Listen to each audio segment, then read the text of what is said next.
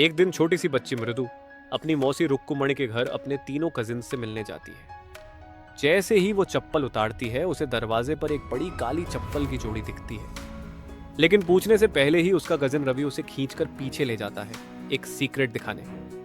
वो उसे दिखाता है एक प्यारा सा बिल्ली का बच्चा, जिसे उन्होंने चुपचाप छिपा कर रखा है।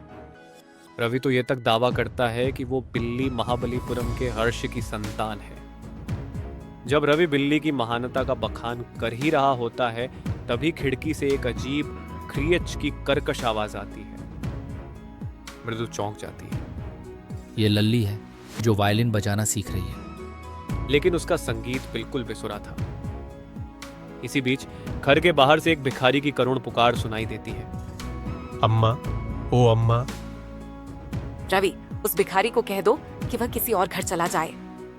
उसे यहाँ कुछ नहीं मिलेगा और कहना दोबारा यहाँ मत आए।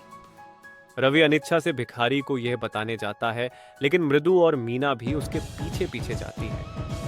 वे देखती हैं कि भिखारी के नंगे पैरों में गर्मी और चलने से छाले पड़ गए हैं और दोपहर की धूप में तपती सड़क पर खड़ा होना भी मुश्किल है।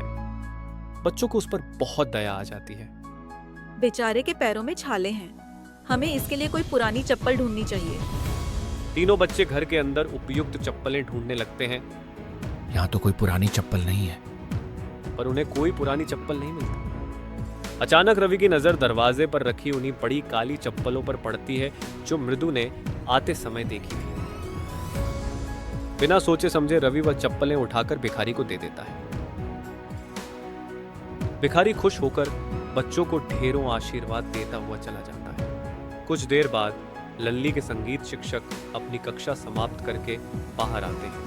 मेरी चप्पलें, मेरी नई चप्पलें कहाँ गईं? रुक्कुमणि बाहर आती है और पूछताछ शुरू करती है। बच्चों की घबराहट देखकर रुक्कुमणि को शक होता है। मृदु धीरे से सच बता देती है कि उन्होंने चप्पलें भिखारी को दे दी। मैंने तो कर्ण जैसा दान किया। कर्ण ने भी तो अपनी चीजें दान कर दी थी। कर्ण ने अपनी चीजें दान की थी, किसी और की नहीं।